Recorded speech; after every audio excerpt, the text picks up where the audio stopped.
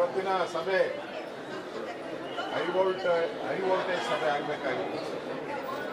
ಆದರೆ ಆ ಕಾವೇರಿ ತಾಯಿನೇ ಈ ಡಿಸ್ಪ್ಯೂಟನ್ನು ಆ ಭಗವಂತನ ದಯೆಯಿಂದ ಈ ಡಿಸ್ಪ್ಯೂಟ್ ಏನಿತ್ತು ತಾನಾಗಿ ನೀರು ಹರಿದೋಗ್ತಾ ಇದೆ.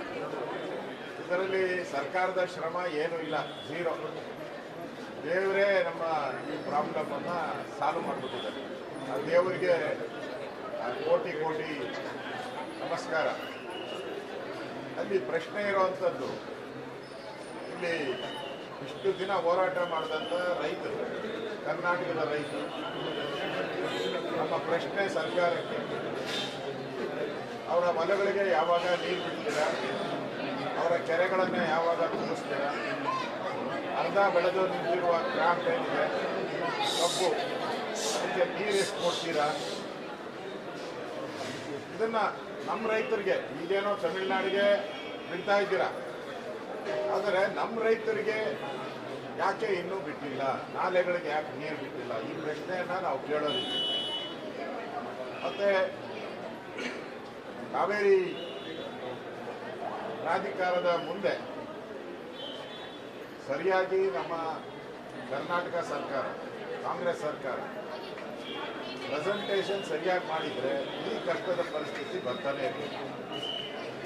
ಈ ಆತಂಕದ ವಾತಾವರಣ, ಹೋರಾಟ ಇವೆಲ್ಲ ನಡೀತಾನೆ ಇರಬೇಕು. ನೀವು ಮಾಡಿದ ಮಿಸ್ಟೇಕ್ಗೆ ನಿಮ್ಮ ಕೇರ್ಲೆಸ್ ಕ್ಯಾಬಿನೆಟ್ ರಚನೆಯಲ್ಲಿ ನೀವೆಲ್ಲ ಬ್ಯುಸಿ ಆಗೋದ್ರೆ ಮತ್ತು ಕಾವೇರಿ ನೀರಿನ ಬಗ್ಗೆ ನೀವು ಮುಂಚೆತ್ತು ತಲೆ ಕೆಡಿಸ್ಕೊಂಡಿಲ್ಲ, ಅದಕ್ಕೋಸ್ಕರ ಈ ಪ್ರಾಬ್ಲಮ್ ಆಯಿತು. ಇದು ನಿಮ್ಮ ಫಾಲ್ಟು.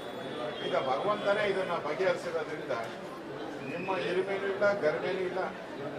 ಈ ಆಲ್ ಪಾರ್ಟಿ ಮೀಟಿಂಗಲ್ಲಿ ಕರೆಯುವಂಥ ಅವಶ್ಯಕತೆಯೂ ಬರ್ತಾ ಇದೆ, ನೀವು ಸರಿಯಾಗಿ ನಿಭಾಯಿಸಿದ್ದೀರಿ. ಅದರಿಂದ ನಾವು ಆಲ್ ಪಾರ್ಟಿ ಮೀಟಿಂಗ್ಗೆ ಹೋಗ್ತಾ ಇದ್ದೀರಿ. ಅಲ್ಲಿ ನಮ್ಮ ರೈತರ ಪ್ರಶ್ನೆ ಏನು ಅಂತ ಕೇಳ್ತೀವಿ. ತಮಿಳುನಾಡು ರೈತರ ಬಗ್ಗೆ ಡಿ ಕೆ ಶಿವಕುಮಾರ್ ಪದೇ ಪದೇ ಮಾತಾಡ್ತಾರೆ.